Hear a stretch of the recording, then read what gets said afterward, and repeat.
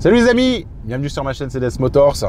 Aujourd'hui, on a un temps vraiment pluvieux, vraiment pas joli, mais on est dans quelque chose qui craint pas la pluie.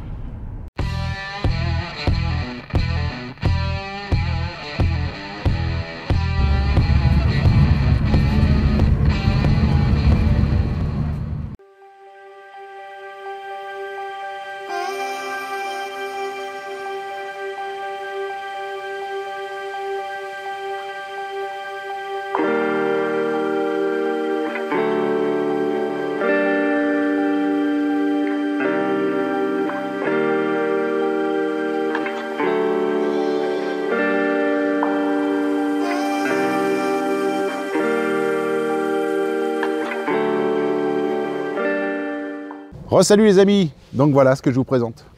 Une série 5 GT pour Gran Turismo. Et là, c'est pas la petite, c'est la 550i avec son gros V8, 4 litres 4, biturbo de 407 chevaux et de 600 Nm de couple. Alors, on va parler du moteur un peu après. On va parler d'abord de la ligne. Les constructeurs, des fois, ils s'amusent un peu à faire les fous. Et ils ont sorti le BM, ils ont sorti le X6. Comme Mercedes ont sorti le Classe R, Renault l'Advantime, Velsatis, trucs comme ça. La BM, ils ont sorti ça. Ils se sont dit, on a fait le X6, un SUV coupé. Et ils ont fait ça. Et c'est un mix un peu de tout. C'est pas un break, c'est pas un coupé, c'est pas un SUV, c'est pas une série 7. Ils ont fait un peu un mix de tout.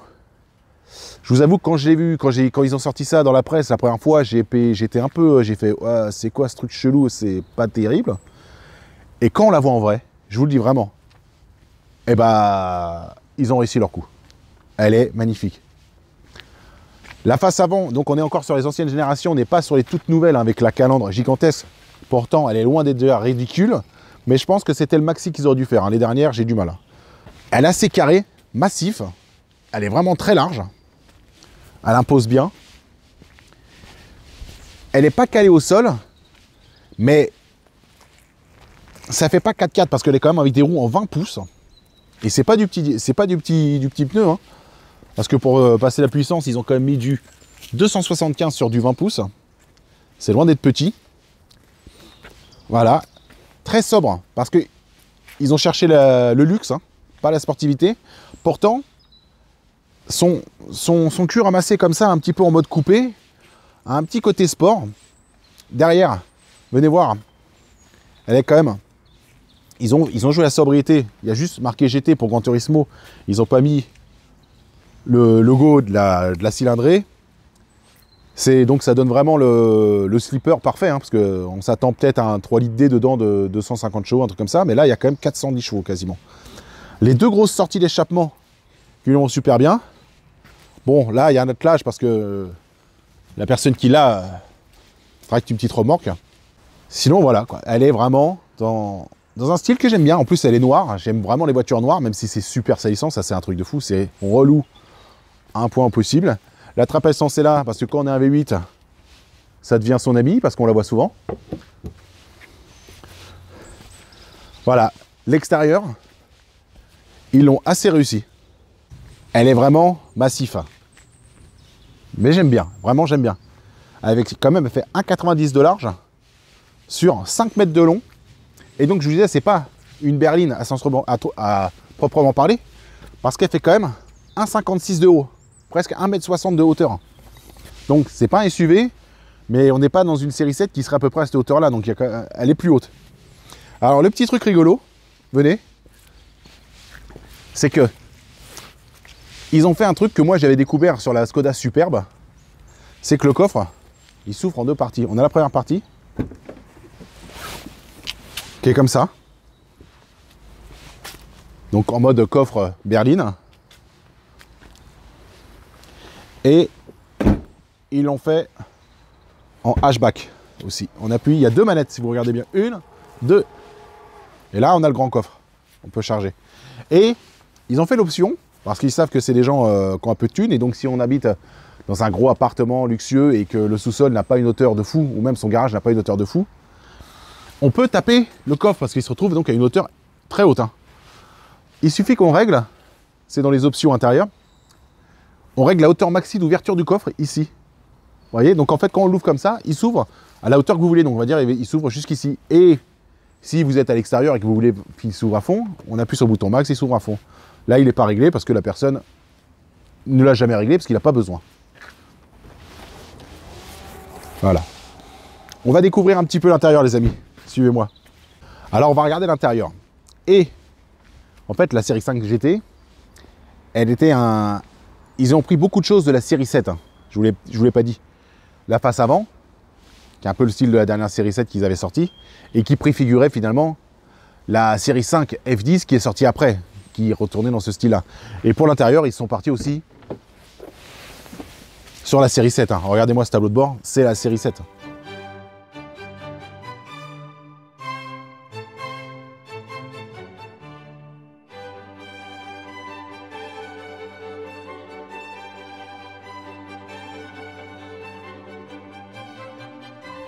Le compteur minimaliste, l'eau, le gasoil, l'essence, hein, c'est une essence, excusez-moi, la vitesse, qui est finalement, vu qu'on a quand même un V8 4 litres 4, ils ont mis 2,60, mais parce qu'elle est bloquée à 2,50 limiteur. Hein, donc je pense qu'elle doit aller largement après. Hein. Le compte tour, elle est en, bien sûr, en, comment ça s'appelle, en clé main libre. Donc j'ai la clé dans la poche. Voilà, on met le contact, tout s'allume. La ventilation, la grosse ventilation.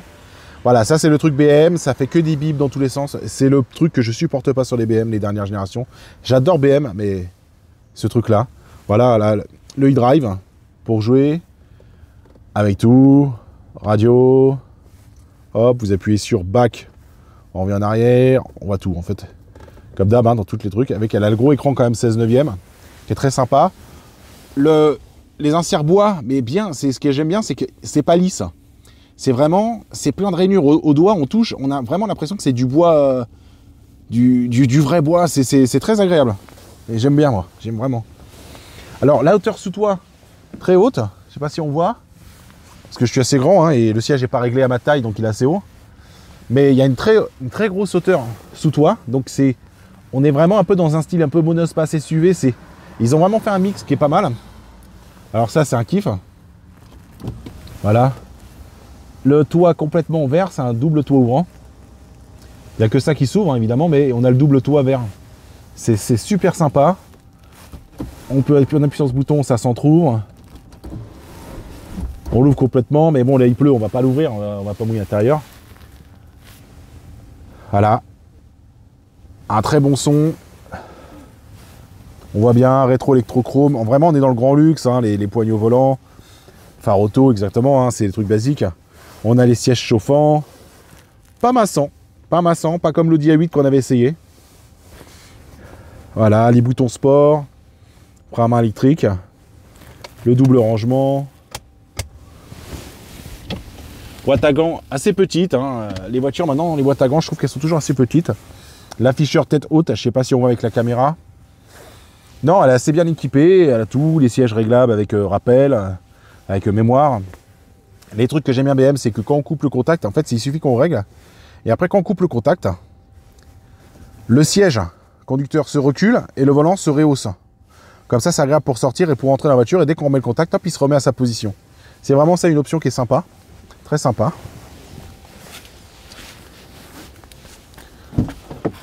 Pour ce qui est de derrière, regardez, le volant là, il est réglé à ma taille. Hein. Moi, je suis assez grand, je fais 1m80.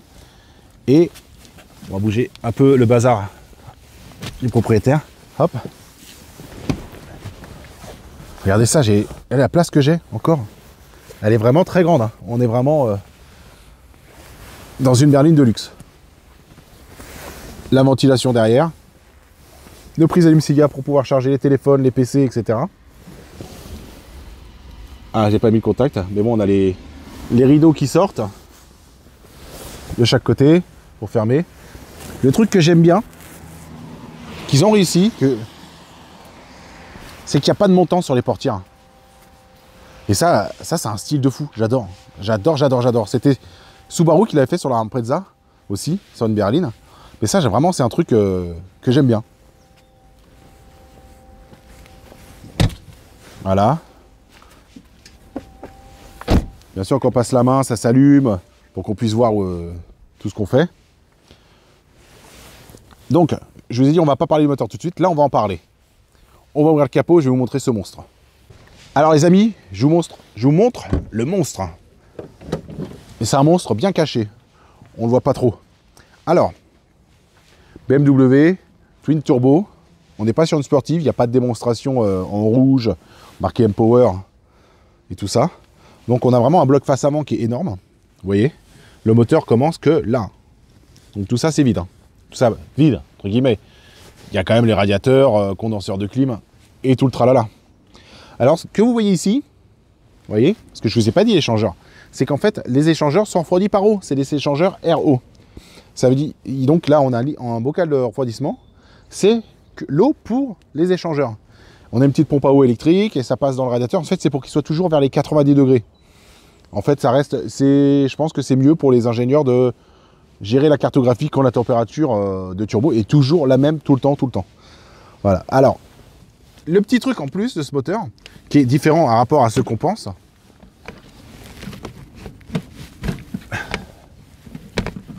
Alors, on va pas casser la voiture qui n'est pas à moi. Hop. Les deux turbos ne sont pas à l'extérieur. Vous voyez, c'est un V8, donc un moteur en V. Les deux turbos ne sont pas aux extérieurs, ils sont au milieu. Vous voyez, ils sont là. Un turbo, deux turbos. Un turbo pour chaque rangée de cylindres. Voilà. Donc les collecteurs d'échappement sont à l'intérieur. Ils ressortent donc derrière. Deux filtres à air, vu qu'il y a deux turbos. Vous voyez, ça souffle, ça passe dans les échangeurs RO. Et puis les munitions sont en dessous. Les bougies sont bien cachées. Donc il faut déposer les filtres à air pour pouvoir avoir accès. C'est vraiment une belle usine à gaz. Le gros alternateur Efficient Drive qui est ici. Voilà, un gros bébé avec ces gros turbos qui soufflent pour gaver tout ça. Qui nous donne 407 chevaux pour 600 Nm. Ils n'ont pas cherché la perf. Ça reste quand même un V8. Si je dis pas de bêtises, les professionnels de BM me contrediront. Mais si je dis pas de bêtises, normalement, c'est le dérivé du moteur de la F5 F-Diffs, qui est donc sorti après celle-là, qui lui sort des puissances astronomiques. Donc c'est une version un peu dégonflée, qu'ils ont cherché plus dans le couple, dans le confort de conduite, parce que c'est pas une sportive. Malgré, on essaiera tout à l'heure, elle marche très fort. Maintenant, je suis content, parce que je vais pouvoir prendre le volant, on va l'essayer. On va pas l'essayer trop longtemps non plus, parce que quand on a un gros gamos comme ça, c'est la conso. On tourne, en général, en roulant normalement, donc avec un petit peu d'accélération quand même, on tourne à 15 litres régulièrement. Et au prix de l'essence, j'ai pas envie de lui en remettre.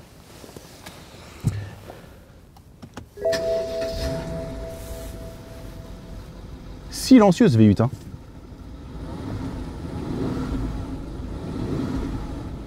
On entend un peu le V8, mais c'est vraiment très silencieux. Hein. Bon allez, on se retrouve à l'intérieur. Bah, nous voilà au volant. Et la première chose qu'on sent vraiment à l'intérieur, c'est le confort, l'espace et une insonorisation. C'est juste ahurissant, on n'entend rien. On me dirait que c'est une électrique, je pourrais y croire. Vraiment, c'est super silencieux. Quand on sait qu'on a un V8 4 litres 4 biturbo sous le capot, c'est juste bluffant.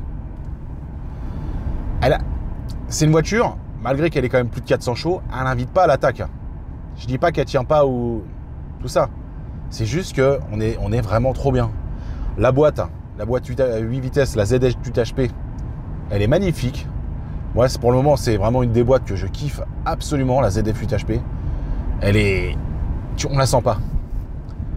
Alors, on peut s'amuser quand on roule. En même temps, vu qu'on roule vraiment pépère, tranquille. C'est à regarder donc l'économètre. Hein. Comme d'hab sur les BM, hein. Bon, dès qu'on accélère, on monte sur 20 litres. Mais quand on lâche, regardez, hop, on a Efficient Dynamic qui se met en route. C'est une solution qu'on trouve BM pour moins polluer, moins consommer, etc. C'est l'alternateur, c'est un gros alternateur. Il est déconnectable. En fait, on recharge la batterie en freinant. Regardez, hop, je freine. Hop, il se met à fond. En fait, quand on freine et quand on lâche les gaz d'accélérateur, on charge du frein moteur. Et ben en fait, l'alternateur se met en route et très dur, hein, très fort. Donc il recharge énormément. Et donc, là, on recharge la batterie. Et comme ça, quand on roule, l'alternateur, vu que la batterie elle est assez bien rechargée, il ne se met pas en route, il reste en roue libre. Donc on gagne de la puissance, un petit peu, et on évite de consommer un petit peu aussi, et on pollue un peu moins, on consomme un peu moins. Enfin bref, c'est une idée qu'ils ont eue, c'est pas bête. C'est pas bête. Après, voilà, c'est de la technologie encore en plus. Donc c'est quelque chose qui peut tomber en place, qui peut tomber en panne encore plus. J'adore les voitures modernes, vraiment la technologie qu'ils créent, c'est incroyable. Mais on reste ça vaut tout, c'est toujours un moins sur la fiabilité. Après, c'est vraiment un panard de rouler dans cette voiture, c'est confortable. On est tellement bien assis. Et on touche l'accélérateur, elle décolle. Le V8, il est vraiment à son aise dans cette voiture. C'est vraiment un kiff. On prend les dodanes, on sent rien, c'est... Vraiment, c'est... Je pensais pas. Je l'avais souvent vu cette voiture, comme je vous ai dit tout à l'heure. C'est une voiture, quand ils l'ont sortie, j'ai fait qu'est-ce que c'est que ça? C'est vrai que je suis assez réac hein, quand même. La nouveauté, j'ai toujours un petit peu de mal, mais je m'y fais. Parce que c'est comme la Bentley Continental. Quand elle est sortie, je la trouvais dégueulasse. J'avais horreur de cette voiture. Maintenant, j'en suis juste amoureux. Et la série 5 GT, la Gran Turismo, c'est pareil. Hein, c'est vraiment... quand elle est sortie, j'aimais pas. Et maintenant, au jour d'aujourd'hui, la voir là, comme ça, bah, j'ai envie de... Vraiment, c'est une voiture que j'aimerais avoir. Cette largeur, j'ai l'impression de retrouver un peu mon Touareg quand j'ai eu la première fois. Waouh, la largeur. Mais là, c'est gigantesque. Je ne peux pas toucher le panneau de porte de l'autre côté, quoi.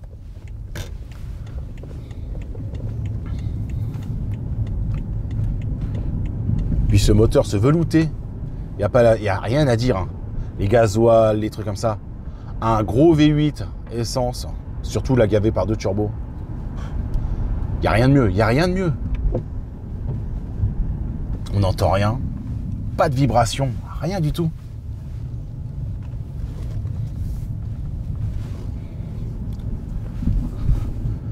Je ne l'avais pas en mode sport parce que vu que c'est gras, c'est quand même une propulsion, donc on va faire attention.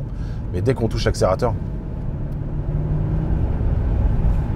un petit TGV qui se met en route. C'est pas brutal, c'est pas... On va pas s'accrocher. C'est pas... D'un coup on gère rien, mais c'est tout dans la velouté. C'est vraiment... Ils l'ont fait dans ce délire-là.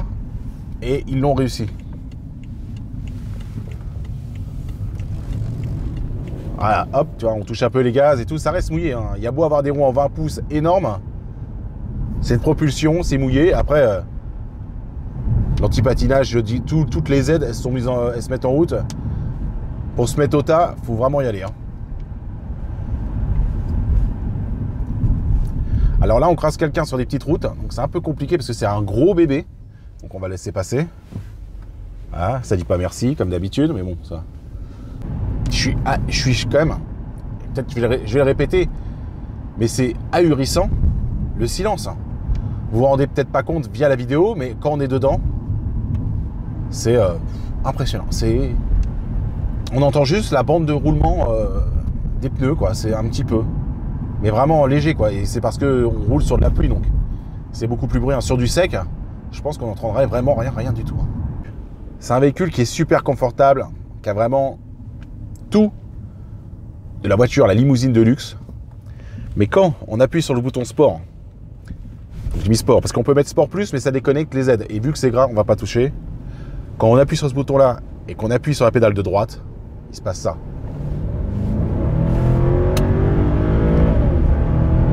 Le V8 s'énerve jusqu'à 6500 tours.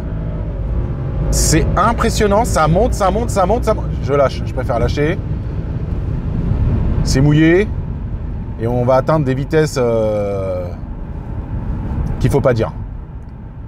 C'est impressionnant. On est dans un véhicule qui pèse plus de 2 tonnes 2. C'est choquant. C'est choquant. Bon. On va en arrêter là pour l'essai routier. Je voulais quand même vous montrer une petite accélération ce que ça donne, et bah franchement, ça surprend. Déjà, ça nous colle grave au siège alors qu'on est dans un truc vraiment luxueux. Donc je pense que les chronos, ils sont très loin d'être dégueulasses. Je les ai notés quelque part. Attendez, bougez pas. Je vais vous les donner. Là, on arrête la vidéo essai routier. On s'arrête pour se dire au revoir. Les amis, on va se dire au revoir avec cette grosse série 5 550i GT. Donc, je reviens un peu sur les chiffres parce que je me suis un petit peu emballé. Donc, en fait, c'est bien. Elle fait bien 407 chevaux, 600 Nm de couple à 1750 tours minute. Donc, dès la ralenti, on va dire. Les performances. En fait, je disais qu'elle faisait 2 tonnes 2, non, mais elle fait 2 tonnes à vide. C'est 1970 kg à vide, je crois. Voilà, 2 tonnes à vide. Donc 2 tonnes 2, non, mais bon, 2 tonnes, on était 3 dedans. Oui, on y est aux 2 tonnes 2. En performance, c'est ça qui est assez choquant pour un véhicule de ce gabarit-là. 0 à 100 en 5 secondes 5. Et le 1000 mètres départ arrêté en 24 secondes 5. C'est quand même des performances d'une sportive. Voilà. Donc, voilà. Mon ami, il va récupérer sa voiture. Un grand merci qui m'ait fait essayer et découvrir cette 550i GT. Parce que j'étais assez réticent sur la série 5 GT. Mais quand on la voit en vrai, vraiment, comme je vous l'ai dit, eh ben, on l'apprécie. Allez les amis, à bientôt.